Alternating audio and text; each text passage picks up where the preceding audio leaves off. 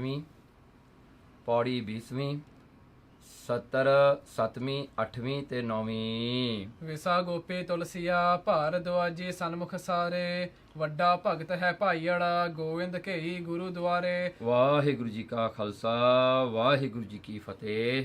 ਵਿਸਾ ਗੋਪੀ ਤੁਲਸੀਆ ਭਾਰਦਵਾਜੀ ਸਨਮੁਖ ਸਾਰੇ। ਗੁਰੂ ਅਰਜਨ ਦੇਵ ਜੀ ਸੱਚੇ ਪਾਤਸ਼ਾਹ ਜੀ ਦੇ ਹਜ਼ੂਰੀ ਵਿੱਚ ਭਾਈ ਵਿਸਾ ਜੀ, ਭਾਈ ਗੋਪੀ ਜੀ, ਭਾਈ ਤੁਲਸੀਆ ਜੀ ਜੋ ਭਾਰਦਵਾਜੀ ਸਨ, ਇਹਨਾਂ ਦਾ ਗੋਤ ਜੋ ਇੱਕ ਬ੍ਰਾਹਮਣਾਂ ਦਾ ਗੋਤ ਹੈ। ਕਹਿੰਦੇ ਇਹ ਜਿਹੜੇ ਹਨ ਤਿੰਨ ਗੁਰਸਿੱਖ ਤੇ ਵੱਡਾ ਭਗਤ ਹੈ ਭਾਈੜਾ। ਸੋ ਭਾਈ ਭੀੜਾ ਜੀ ਤੇ ਭਾਈ ਗੋਬਿੰਦ ਜੀ, ਗੋਬਿੰਦ ਘਈ ਜੋ ਘਈ ਗੋਤ ਦਾ ਸੀਗਾ, ਇਹ ਗੁਰੂ ਅਰਜਨ ਦੇਵ ਜੀ ਸੱਚੇ ਪਾਤਸ਼ਾਹ ਜੀ ਦੇ ਗੁਰਦੁਆਰ ਤੇ ਪਹੁੰਚ ਕਰਕੇ ਸਤਿਗੁਰਾਂ ਦੀ ਦਰਸ਼ਨ ਕਰਕੇ ਸਤਿਗੁਰਾਂ ਦਾ ਉਪਦੇਸ਼ ਇਹਨਾਂ ਨੇ ਸਰਵਣ ਕੀਤਾ। ਤੇ ਹੁਣ ਆਪ ਜੀ ਸਿੱਖਾਂ ਦੀ ਭਗਤਮਾਲਾ ਵਿੱਚ ਜਿਸ ਤਰ੍ਹਾਂ ਸ਼ਹੀਦ ਭਾਈ ਮਨੀ ਸਿੰਘ ਨੇ ਇਹਨਾਂ ਨੂੰ ਗੁਰੂ ਦਾ ਉਪਦੇਸ਼ ਕਿਸ ਤਰ੍ਹਾਂ ਹੋਇਆ, ਉਸ ਦੀ ਅੱਜ ਦੀ ਵਾਰਤਾ ਆਪ ਜੀ ਸੁਣੋ। ਭਾਈ ਵਿਸਾ, ਭਾਈ ਗੋਪੀ, ਭਾਈ ਤੁਲਸੀਆ ਭਾਰਦਵਾਜੀ ਬ੍ਰਾਹਮਣ ਤੇ ਭਾਈ ਭੀੜਾ ਤੇ ਭਾਈ ਗੋविंद ਘਈ ਹਜੂਰ ਗੁਰੂ ਜੀ ਦੇ ਅਰਜਨ ਆਏ। ਸੋ ਬ੍ਰਾਹਮਣ ਜਾਤੀ ਦੇ ਵਿੱਚੋਂ ਭਾਈ ਵਿਸਾ ਜੀ, ਭਾਈ ਗੋਪੀ ਜੀ, ਭਾਈ ਤੁਲਸੀਆ ਜੀ ਤਿੰਨੇ ਜਿਹੜੇ ਸਨ ਇਹ ਭਾਰਦਵਾਜੀ ਸਨ ਤੇ ਬ੍ਰਾਹਮਣ ਸਨ। ਤੇ ਅੱਗੇ ਭਾਈ ਤੇ ਜਿਹੜਾ ਹਨ ਭੀੜਾ ਜੀ ਤੇ ਭਾਈ ਗੋਬਿੰਦ ਘਈ ਜੀ ਗੁਰੂ ਅਰਜਨ ਦੇਵ ਜੀ ਦੇ ਆ ਕੇ ਹਜ਼ੂਰੀ ਵਿੱਚ ਬੇਨਤੀ ਕਰਦੇ ਹਨ ਤੇ ਅਰਦਾਸ ਕੀਤੀ ਜੀ ਜੋ ਇੱਕ ਥੈ ਨਾਮਦੇਵ ਦਾ ਬਚਨ ਹੈ। ਮਹਾਰਾਜ ਉਹਨਾਂ ਨੇ ਬੇਨਤੀ ਕੀਤੀ, ਕਹਿੰਦੇ ਇੱਕ ਪੰਕਤੀ ਆਉਂਦੀ ਹੈ ਭਗਤ ਨਾਮਦੇਵ ਜੀ ਦੀ ਬਾਣੀ ਹੈ, ਉਹਦੇ ਵਿੱਚ ਇਹ ਦੱਸਦੇ ਹਨ, ਪਾਂਡੇ ਤੁਮਰਾ ਰਾਮਚੰਦ ਸੋ ਭੀ ਆਵਤ ਦੇਖਿਆ ਥਾ, ਰਾਵਨ ਸੇਤੀ ਸਰਬਰ ਹੋਏ ਘਰ ਕੀ ਜੋਏ ਗਵਾਈ ਥੀ। ਇਹ ਸ੍ਰੀ ਗੁਰੂ ਗ੍ਰੰਥ ਸਾਹਿਬ ਦੇ 875 ਅੰਗ ਤੇ ਹੈ ਇਹ ਸ਼ਬਦ ਜੋ ਭਗਤ ਨਾਮਦੇਵ ਜੀ ਦਾ ਹੈ। ਕਹਿੰਦੇ ਭਗਤ ਨਾਮਦੇਵ ਜੀ ਕਹਿੰਦੇ ਹਨ, ਸਿੱਧੇ ਅਰਥ ਆਪਾਂ ਕਰੀਏ, ਕਹਿੰਦੇ ਪਾਂਡੇ ਹੇ ਬ੍ਰਾਹਮਣ, ਹੇ ਪੰਡਤ, ਤੇਰਾ ਰਾਮਚੰਦਰ ਜੀ ਮੈਂ ਆਉਂਦਾ ਦੇਖਿਆ ਸੀ ਇੱਥੇ। ਤੇ ਕਹਿੰਦੇ ਕਿਵੇਂ ਹੋਇਆ ਜੀ? ਰਾਵਣ ਸੇਤੀ ਸਰਬਰ, ਉਹਦੀ ਜੰਗ ਹੋਈ ਜੀ ਰਾਵਣ ਦੇ ਨਾਲ ਲੰਕਾ ਦੇ ਵਿੱਚ। ਕਿਉਂ ਹੋਈ ਜੀ? ਘਰ ਕੀ ਜੋਈ ਗਵਾਈ ਸੀ ਥੀ, ਉਹ ਰਾਮਚੰਦਰ ਨੇ ਆਪਣੀ ਘਰ ਵਾਲੀ ਗਵਾਤੀ ਸੀ। ਤੇ ਕਹਿੰਦੇ ਇਹ ਜਿਹਾ ਸ਼ਬਦ ਆਉਂਦਾ ਹੈ ਭਗਤ ਨਾਮਦੇਵ ਜੀ ਦਾ। ਤੇ ਬਹੁੜ ਉਸ ਨਾਮਦੇਵ ਦਾ ਬਚਨ ਹੈ ਜੀ। ਕਹਿੰਦੇ ਫਿਰ ਇੱਕ ਹੋਰ ਸ਼ਬਦ ਆ, ਉਹੀ ਭਗਤ ਨਾਮਦੇਵ ਜੀ ਦਾ ਹੈ। ਤੇ ਉਹਨਾਂ ਨੇ ਇਹ ਸ਼ਬਦ ਵਿੱਚ ਕੀ ਲਿਖਿਆ? ਜਸ ਰਥ ਰਾਏ ਨੰਦ ਰਾਜਾ ਮੇਰਾ ਰਾਮਚੰਦ, ਪ੍ਰਣਵੈ ਨਾਮਾ ਤਤ ਰਸ ਅੰਮ੍ਰਿਤ ਪੀਜੈ। ਇਹ ਰਾਮਕਲੀ ਦੇ ਰਾਗ ਦੇ ਵਿੱਚ ਭਗਤ ਨਾਮਦੇਵ ਜੀ ਨੇ ਫਿਰ ਇਹ ਸ਼ਬਦ ਉਚਾਰਨ ਕੀਤਾ ਜਿਹੜਾ 973 ਅੰਗ ਤੇ ਹੈ। ਕਹਿੰਦੇ ਮਹਾਰਾਜ ਹੁਣ ਇਹਦੇ ਤੇ ਕਹਿੰਦੇ ਦਸ਼ਰਥ ਰਾਏ ਜੋ ਦਸ਼ਰਥ ਹੋਇਆ ਰਾਜਾ, ਉਹਦੇ ਘਰ ਵਿੱਚ ਰਾਮਚੰਦਰ ਨੇ ਜਿਹੜਾ ਹੈ ਅਵਤਾਰ ਲਿਆ। ਸੋ ਕਹਿੰਦੇ ਉਹਦੇ ਜਿਹੜਾ ਹੈ ਨੰਦ ਰਾਜਾ ਮੇਰ ਰਾਮਚੰਦ, ਕਹਿੰਦੇ ਉਹ ਰਾਜੇ ਦਾ ਪਿਤਾ ਹੋਣ ਦਾ ਉਸਨੂੰ ਮਾਣ ਬਖਸ਼ਿਆ ਗਿਆ। ਫਿਰ ਕਹਿੰਦੇ ਇਹ ਲਿਖਿਆ ਪ੍ਰਣਵੇਂ ਨਾਮਾ ਤਤ ਰਸ ਅੰਮ੍ਰਿਤ ਪੀਜੈ। ਕਹਿੰਦੇ ਜਿਹੜਾ ਹੈ ਨਾਮਦੇਵ ਜੀ ਕਹਿੰਦੇ ਮੈਂ ਬੇਨਤੀ ਕਰਦਾ ਪਰਮੇਸ਼ਰ ਅੱਗੇ ਵੀ ਉਹ ਜਿਹੜਾ ਪਰਮੇਸ਼ਰ ਨੇ ਆਪ ਰਾਮਚੰਦ ਹੋ ਕੇ, ਹਾਂਜੀ, ਆਪ ਦਸ਼ਰਥ ਦੇ ਘਰ ਵਿੱਚ ਆ ਕੇ ਜਨਮ ਲੈ ਕੇ ਉਹਨੇ ਦੁਨੀਆ ਦਾ ਸੁਧਾਰ ਕੀਤਾ, ਦੁਨੀਆ ਤੇ ਆ ਕੇ ਪਰਮੇਸ਼ਰ ਨਾਲ ਜੋੜਿਆ। ਤੇ ਕਹਿੰਦੇ ਰਸ ਅੰਮ੍ਰਿਤ ਪੀਜੈ, ਮੈਂ ਵੀ ਉਸਦੇ ਦਰਸ਼ਨਾਂ ਦਾ ਅੰਮ੍ਰਿਤ ਪੀਂਦਾ ਹਾਂ। ਹੁਣ ਇਹ ਪਰ ਜਿਹੜੇ ਸਿੱਖ ਕਹਿੰਦੇ ਹਨ, ਇੱਕ ਪਾਸੇ ਤਾਂ ਹੋਰ ਗੱਲ ਹੈ, ਇੱਕ ਪਾਸੇ ਹੋਰ ਗੱਲ ਹੈ। ਕਿਵੇਂ ਹੈ? ਉਹਨਾਂ ਦੇ ਬਚਨਾਂ ਨਾਲ ਸੁਣੀਏ। ਤਾਂ ਪਹਿਲਾ ਬਚਨ ਸੁਣ ਕੇ ਅਵਤਾਰਾਂ ਦੀ ਨਿੰਦਾ ਹੁੰਦੀ ਹੈ। ਦੇਖੋ ਪਹਿਲਾ ਬਚਨ ਜੋ ਸੁਣਿਆ, ਕਹਿੰਦੇ ਰਾਮਚੰਦ ਆਇਆ ਸੀ ਜੀ, ਲੜਾਈ ਕੀਤੀ ਸੀ, ਆਪਣੀ ਘਰ ਵਾਲੀ ਗਵਾਈ ਬੈਠਾ ਸੀ। ਕਹਿੰਦੇ ਉਹਦੇ ਵਿੱਚ ਤਾਂ ਨਿੰਦਿਆ ਲੱਗਦੀ ਹੈ, ਜਿਵੇਂ ਰਾਮਚੰਦਰ ਜੀ ਦੀ ਨਿੰਦਿਆ ਕੀਤੀ ਹੁੰਦੀ ਹੈ ਭਗਤ ਨਾਮਦੇਵ ਜੀ ਨੇ। ਤੇ ਦੂਜੇ ਬਚਨ ਕਰਕੇ ਉਪਮਾ ਹੁੰਦੀ ਹੈ। ਤੇ ਦੂਜਾ ਬਚਨ ਜਿਹੜਾ ਤੁਸੀਂ ਦੂਜਾ ਸ਼ਬਦ ਸੁਣਿਆ, ਕਹਿੰਦੇ ਉਹਦੇ ਕਰਕੇ ਉਪਮਾ ਲੱਗਦੀ ਹੈ ਵੀ ਵਡਿਆਈ ਕਰ ਰਿਹਾ ਹੈ, ਹਾਂਜੀ, ਵੀ ਉਹਦਾ ਸੇਵਕ ਬਣ ਕੇ ਸੇਵਕ ਅਵਸਥਾ ਵਿੱਚ ਰਾਮਚੰਦਰ ਦੇ ਨੂੰ ਜਿਹੜਾ ਹੈ ਉਹ ਕਹਿ ਰਿਹਾ ਹੈ ਕਿ ਉਹ ਅੰਮ੍ਰਿਤ ਦਾ ਰੂਪ ਹੈ, ਵੀ ਉਹਦੀਆਂ ਕਥਾ ਕਹਾਣੀਆਂ ਸੁਣ ਕੇ ਮੈਂ ਵੀ ਉਹਨਾਂ ਦਾ ਜਿਹੜਾ ਹੈ ਅੰਮ੍ਰਿਤ ਪੀ ਲਵਾਂ। ਸੋ ਕਹਿੰਦੇ ਦੇਖੋ ਇਹ ਦੋ ਚੀਜ਼ਾਂ ਜਿਹੜੀਆਂ ਹਨ ਆਪਸ ਵਿੱਚ ਵਤੰਦੜਾ ਰੱਖਦੀਆਂ ਹਨ, ਇਸ ਅਗੇਂਸਟ ਇਚ ਅਦਰ। ਕਹਿੰਦੇ ਇਹ ਸਵਾਲ ਕੀਤਾ ਜੀ ਕਿਉਂ ਕਰ ਸਮਝੀਏ ਮਹਾਰਾਜ, ਇਹ ਦੋਵੇਂ ਸ਼ਬਦਾਂ ਨੂੰ ਅਸੀਂ ਇੱਕ ਵਾਰੀ ਕਿਵੇਂ ਸਮਝੀਏ ਵੀ ਇੱਥੇ ਕੀ ਆਸ਼ਾ ਹੈ ਤੇ ਇੱਥੇ ਕੀ ਆਸ਼ਾ ਹੈ? ਤਾਂ ਬਚਨ ਹੋਇਆ ਗੁਰੂ ਅਰਜਨ ਦੇਵ ਜੀ ਦਾ, ਜੋ ਇੱਕ ਸਰਗੁਣ ਦੀ ਉਪਾਸਨਾ ਹੈ। ਦੇਖੋ ਇੱਕ ਤਾਂ ਮਹਾਰਾਜ ਕਹਿੰਦੇ ਸਰਗੁਣ ਦੀ ਉਪਾਸਨਾ ਹੈ। ਸਰਗੁਣ ਹੁੰਦਾ ਹੈ ਫਾਰਮ, ਜਿਹੜੀ ਚੀਜ਼ ਆਪਾਂ ਨੂੰ ਫਾਰਮ ਵਿੱਚ ਅੱਖਾਂ ਨਾਲ ਦਿਸਦੀ ਹੋਵੇ, ਕੰਨਾਂ ਨਾਲ ਸੁਣਦੀ ਹੋਵੇ, ਜੋ ਸੈਂਸਸ ਦੇ ਅਧੀਨ ਹੋਵੇ, ਉਹ ਸਰਗੁਣ ਰੂਪ ਹੈ, ਉਹ ਸਰਗੁਣ ਦੀ ਉਪਾਸਨਾ ਹੈ। ਇੱਕ ਨਿਰਗੁਣ ਦੀ ਉਪਾਸਨਾ ਹੈ। ਦੂਜੀ ਉਪਾਸਨਾ ਹੁੰਦੀ ਹੈ ਨਿਰਗੁਣ ਦੀ, ਜੋ ਫਾਰਮੂਲਸ ਦੀ ਉਪਾਸਨਾ ਹੈ। ਜੈਸੇ ਸਮੁੰਦਰ ਦੇ ਉੱਪਰ ਕੋਈ ਜਾਵੇ, ਜਿਵੇਂ ਕਹਿੰਦੇ ਕੋਈ ਸਮੁੰਦਰ ਦੇ ਉੱਤੇ ਜਾਂਦਾ ਹੈ, ਜੋ ਸਮੁੰਦਰ ਦੇ ਉੱਤੇ ਟਰੈਵਲ ਕਰਦਾ ਹੈ, ਤਾਂ ਕਈ ਲਹਿਰਾਂ ਉਸ ਦੇ ਵਿੱਚੋਂ ਨਿਕਲਦੀਆਂ ਹਨ ਤੇ ਕਈ ਲਹਿਰਾਂ ਉਸ ਜਹਾਜ਼ ਜਾਂ ਉਹ ਬੋਟ ਦੇ ਨੂੰ ਵੱਜ ਕੇ ਲੰਘ ਜਾਂਦੀਆਂ ਨੇ। ਕਈ ਜਿਹੜੀਆਂ ਹਨ ਉਹਦੇ ਬੋਟ ਦੇ ਉੱਤੇ, ਜਿਹੜਾ ਹਨ ਬੋਟ ਦੇ ਥੱਲੇ ਉਹ ਲਹਿਰਾਂ ਉੱਠਦੀਆਂ ਹਨ ਤੇ ਉਹ ਜਹਾਜ਼ ਉਹ ਲਹਿਰਾਂ ਦੇ ਉੱਤੇ ਚੜ ਕੇ ਅੱਗੇ ਚਲਿਆ ਜਾਂਦਾ, ਉਹ ਲਹਿਰਾਂ ਪਿੱਛੇ ਰਹਿ ਜਾਂਦੀਆਂ ਹਨ। ਤੇ ਜੇ ਨਦੀ ਤੇ ਕੋਈ ਜਾਵੇ, ਤੇ ਜੇ ਕਹਿੰਦਾ ਕੋਈ ਨਦੀ ਉੱਤੇ ਜਾਂਦਾ ਹੈ, ਤਾਂ ਇਹ ਨਦੀ ਸਮੁੰਦਰ ਹੈ। ਤਾਂ ਇਹ ਨਦੀ ਸਮੁੰਦਰ ਹੈ।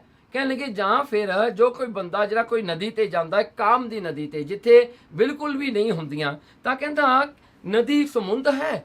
ਕਹਿੰਦੇ ਨਦੀ ਜਿਹੜੀ ਹੈ ਉਹ ਸਮੁੰਦਰ ਰੂਪ ਹੋ ਜਾਂਦੀ ਹੈ, ਕਿਉਂਕਿ ਲਹਿਰਾਂ ਜਿਹੜੀਆਂ ਹੁੰਦੀਆਂ ਕੰਢੇ ਤੇ ਹੀ ਹੁੰਦੀਆਂ ਨਾ, ਉਹ ਸਮੁੰਦਰ ਦੇ ਵਿਚਾਲੇ ਤਾਂ ਨਹੀਂ ਲਹਿਰਾਂ ਹੁੰਦੀਆਂ, ਉਹ ਕੰਢੇ ਤੇ ਹੀ ਹੁੰਦੀਆਂ ਹਨ। ਇਹ ਜਲ ਰੂਪ ਹੈ। ਇਹ ਜਲ ਰੂਪ ਹੈ। ਹੁਣ ਦੇਖੋ, ਭਾਵੇਂ ਉਹ ਲਹਿਰ ਹੈ, ਚਾਹੇ ਉਹ ਨਦੀ ਹੈ, ਚਾਹੇ ਉਹ ਸਮੁੰਦਰ ਹੈ ਤਾਂ ਪਾਣੀ ਹੈ ਨਾ ਸਾਰਾ। ਤੈਸੇ ਸੋਈ ਮਹਾਰਾਜ ਅਵਤਾਰ ਹੋ ਵਰਤੇ ਹਨ। ਇਸੇ ਤਰ੍ਹਾਂ ਹੀ ਜਿਵੇਂ ਉਹ ਪਾਣੀ ਰੂਪ ਹੈ, ਉਹ ਪਰਮੇਸ਼ਰ ਆਪ ਹੈ, ਉਹ ਪਾਣੀ ਰੂਪ ਹੈ।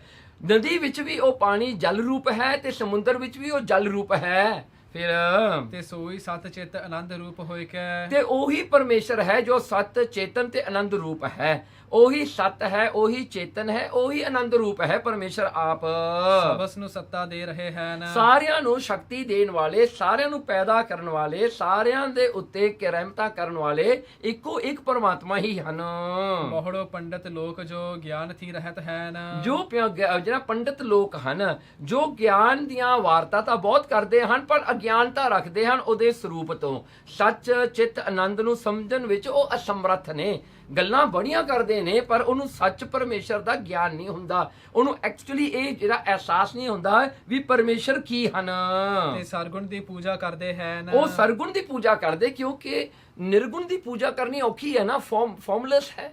ਇਹਦੇ ਬਾਰੇ ਨਾ ਗੁਰੂ ਗੋਬਿੰਦ ਸਿੰਘ ਮਹਾਰਾਜ ਨੇ ਇੱਕ ਚਰਿੱਤਰ ਲਿਖਿਆ ਹੈ। ਉਹ ਚਰਿੱਤਰ ਦੇ ਵਿੱਚ ਗੁਰੂ ਗੋਬਿੰਦ ਸਿੰਘ ਮਹਾਰਾਜ ਨੇ ਇਹ ਲਿਖਿਆ, ਦੇਖੋ ਬੜੀ ਸੋਹਣੀ ਸਾਖੀ ਹੈ।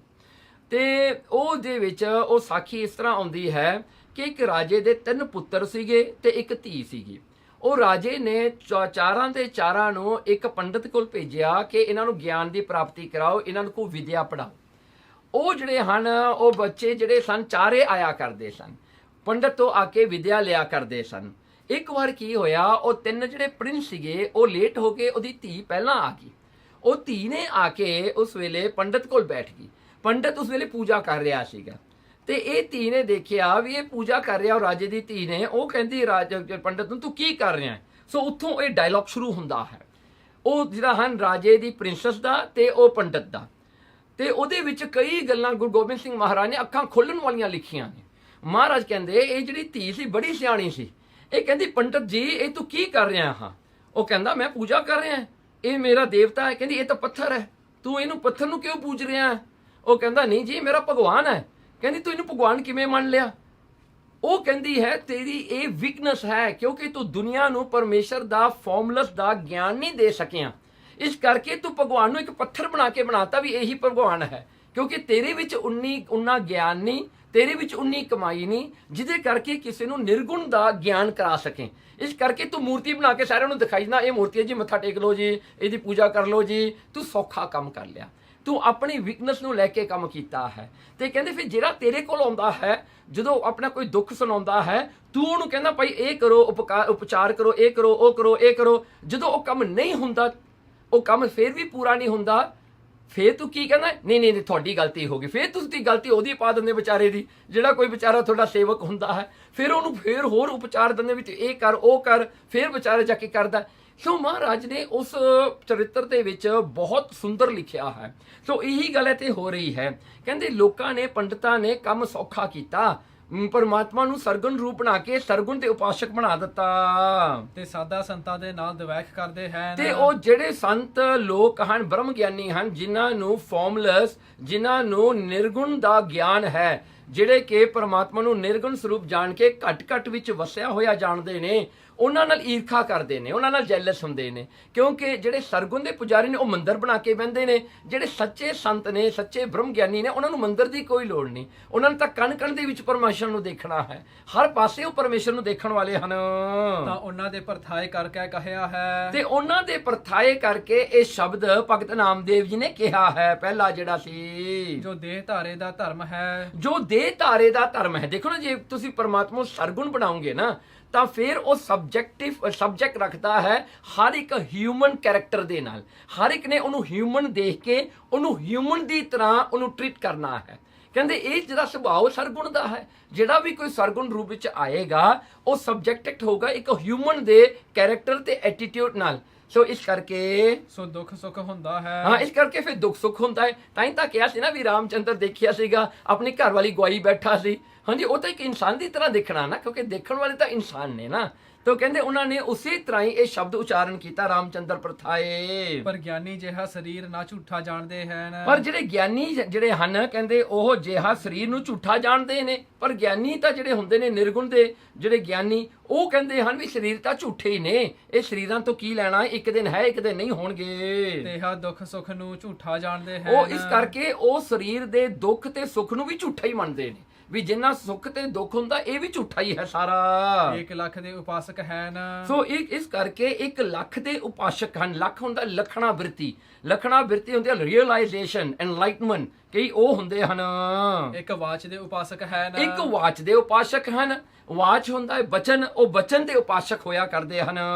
ਲੱਖ ਦੇ ਉਪਾਸਕ ਸਬਸ ਵਿੱਚ ਅਕਾਲ ਪੁਰਖ ਦੀ ਸੱਤਿਆ ਜਾਣਦੇ ਹਨ। ਦੇਖੋ, ਜਿਹੜੇ ਲੱਖ ਬ੍ਰਿਤੀ ਵਾਲੇ ਹੁੰਦੇ ਆ ਉਹ ਅਸਲੀ ਚੀਜ਼ ਨੂੰ ਹਰ ਇੱਕ ਵਿੱਚ ਦੇਖਦੇ ਨੇ। ਉਹ ਬੰਦੇ ਨੂੰ ਬੰਦਾ ਕਰਕੇ ਨਹੀਂ ਦੇਖਦੇ, ਉਹ ਪਰਮਾਤਮਾ ਕਰਕੇ ਦੇਖਦੇ ਨੇ। ਉਹ ਇੱਕ ਦਰਖਤ ਨੂੰ ਦਰਖਤ ਕਰਕੇ ਨਹੀਂ ਦੇਖਦੇ, ਉਹ ਪਰਮਾਤਮਾ ਨੂੰ ਦੇਖਦੇ ਹਨ। ਉਹਨਾਂ ਦੀ ਲਖਣਾ ਬ੍ਰਿਤੀ ਹੈ, ਜਿਵੇਂ ਕਿ ਇੱਕ ਸ਼ੇਰ ਬ੍ਰਿਤੀ ਹੈ, ਇੱਕ ਕੁੱਤਾ ਬ੍ਰਿਤੀ ਹੈ। ਸ਼ੇਰ ਬ੍ਰਿਤੀ ਜਿਹੜੀ ਆ ਕਿ ਜਿਹਨੇ ਦੇਖੋ ਹੁਣ ਕੁੱਤਾ ਬ੍ਰਿਤੀ ਕੀ ਹੁੰਦੀ ਹੈ, ਕੁੱਤੇ ਨੂੰ ਲਾਠੀ ਮਾਰੋ, ਕੁੱਤਾ ਜਿਹੜਾ ਹੈ ਲਾਠੀ ਵੱਲ ਦੇਖਦਾ ਵੀ ਇਹ ਲਾਠੀ ਮੇਰੇ ਵੱਜ ਰਹੀ ਹੈ। ਪਰ ਜੇ ਸ਼ੇਰ ਨੂੰ ਮਾਰੀ ਜਾਵੇ, ਸ਼ੇਰ ਕੀ ਕਰਦਾ, ਉਹ ਲਾਠੀ ਵੱਲ ਨਹੀਂ ਦੇਖਦਾ, ਉਹ ਮਾਰਨ ਵਾਲੇ ਵੱਲ ਦੇਖਦਾ ਵੀ ਮੈਨੂੰ ਕੌਣ ਮਾਰ ਰਿਹਾ ਹੈ। ਇਸੇ ਪ੍ਰਕਾਰ ਕਰਕੇ ਜਿਹੜਾ ਇਨਸਾਨ ਇਹ ਸ੍ਰਿਸ਼ਟੀ ਨੂੰ ਸਿਰਫ ਇੱਕ ਕ੍ਰੀਏਸ਼ਨ ਜਿਹੜੀ ਪਰਮਾਤਮਾ ਦੀ ਜਿਹੜੀ ਹੈ ਉਹ ਸੱਚੀ ਮੰਨਦਾ ਹੈ, ਉਹਨੂੰ ਜਾਣਦਾ ਹੈ, ਉਹ ਸਿਰਫ ਇੱਕ ਡਰਾਮੇ ਵਿੱਚ, ਇੱਕ ਮੂਵੀ ਦੀ ਤਰ੍ਹਾਂ, ਇੱਕ ਐਕਟਰ ਦੀ ਤਰ੍ਹਾਂ ਉਹ ਮੂਵੀ ਨੂੰ ਸੱਚਾ ਬਣਾਉਂਦਾ ਹੈ। ਪਰ ਜਿਹੜਾ ਕੋਈ ਬੰਦਾ ਸਿਆਣਾ ਹੋਵੇ ਉਹ ਡਾਇਰੈਕਟਰ ਵੱਲ ਦੇਖਦਾ ਹੈ ਵੀ ਜਿਹਨੇ ਇਹ ਮੂਵੀ ਬਣਾਈ ਹੈ। ਸੋ ਇਸੇ ਤਰ੍ਹਾਂ ਹੀ ਪਰਮਾਤਮਾ ਹੈ। ਇਹ ਲਖਣਾ ਬ੍ਰਿਤੀ ਜਿਹੜੀ ਹੁੰਦੀ ਹੈ ਇਹ ਪਰਮਾਤਮਾ ਨੂੰ ਸਿੱਧਾ ਦੇਖਦੀ ਹੈ। ਇਹ ਬੰਦਿਆਂ ਦੇ ਵਿੱਚ ਡਿਫਰੈਂਟ ਰੂਪ, ਡਿਫਰੈਂਟ ਰੰਗ, ਡਿਫਰੈਂਟ ਕੈਰੈਕਟਰ ਨਹੀਂ ਦੇਖਦੀ, ਇਹ ਇੱਕ ਪਰਮਾਤਮਾ ਨੂੰ ਦੇਖਦੀ ਹੈ। ਕਿਸੇ ਨਾਲ ਵੈਰ ਵਿਰੋਧ ਨਹੀਂ ਕਰਦੇ। ਇਸ ਕਰਕੇ ਉਹ ਕਿਸੇ ਨਾਲ ਵੈਰ ਵਿਰੋਧ ਨਹੀਂ ਕਰਦੇ। ਕਰੂੰਗੇ ਕਿਹਦੇ ਨਾਲ? ਸਾਰੇ ਰੱਬ ਨੇ, ਸਾਰਾ ਕੁਝ ਹੀ ਪਰਮਾਤਮਾ ਹੈ, ਉਹ ਵੈਰ ਵਿਰੋਧ ਕਿਹਦੇ ਨਾਲ ਕਰ ਸਕਦੇ ਹਨ।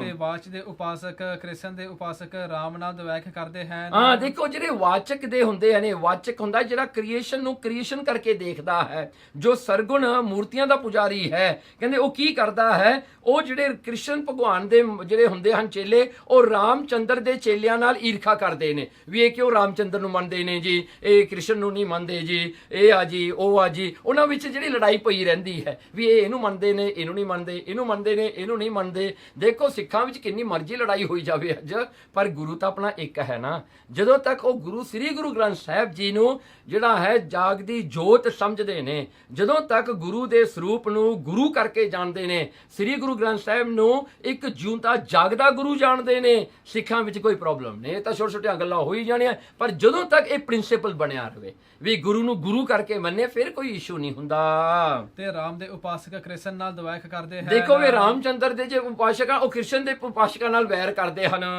ਤੁਸੀਂ ਲੱਖ ਦੇ ਉਪਾਸਕ ਹੋਵਣਾ ਤੇ ਨਿਰਵੈਰ ਹੋਵਣਾ। ਹਾਂ, ਇਸ ਕਰਕੇ ਗੁਰੂ ਮਹਾਰਾਜ ਨੇ ਇਹ ਗੁਰਸਿੱਖਾਂ ਨੂੰ ਉਪਦੇਸ਼ ਦਿੱਤਾ, ਤੁਸੀਂ ਲੱਖ ਦੇ ਉਪਾਸਕ ਬਣਨਾ।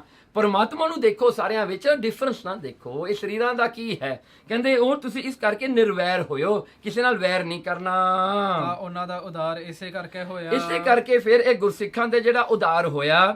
ਤੇ ਭਾਈ ਗੁਰਦਾਸ ਜੀ ਨੇ ਲਿਖਿਆ ਹੈ, ਅਖੀਰਲੀ ਪੰਕਤੀ ਹੈ ਹੁਣ, ਸਤਿਗੁਰ ਪੂਰੇ ਪਾਰ ਉਤਾਰੇ। ਦੇਖੋ, ਸਤਿਗੁਰੂ ਮਹਾਰਾਜ ਜੀ ਇੰਨੇ ਕਿਰਪਾਲੂ ਹਨ, ਜਿਹੜੇ ਪੂਰੇ ਹਨ, ਪੂਰਾ ਉਪਦੇਸ਼ ਦੇਣ ਵਾਲੇ ਹਨ, ਇੱਕ ਇਨਸਾਨ ਨੂੰ ਪਰਮਾਤਮਾ ਦਾ ਰੂਪ ਬਣਾਉਣ ਵਾਲੇ ਹਨ।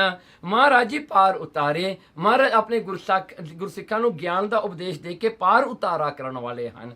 ਮਹਾਰਾਜ ਜੀ ਐਸੀ ਕਿਰਪਾ ਕਰਨ ਵਾਲੇ ਹਨ, ਸਿਰਫ ਉਪਦੇਸ਼ ਨਹੀਂ ਦਿੰਦੇ, ਕਿਰਪਾ ਵੀ ਕਰਦੇ ਹਨ। ਆਪਣੀ ਜਿਹੜੀ ਹਨ ਆਪਣੀ ਨਿਗਾਹ ਦੇ ਕੇ ਸਿੱਖ ਨੂੰ ਨਿਹਾਲ ਕਰ ਦਿੰਦੇ ਹਨ। ਐਸੇ ਗੁਰੂ ਅਰਜਨ ਦੇਵ ਜੀ ਧੰਨ ਹਨ।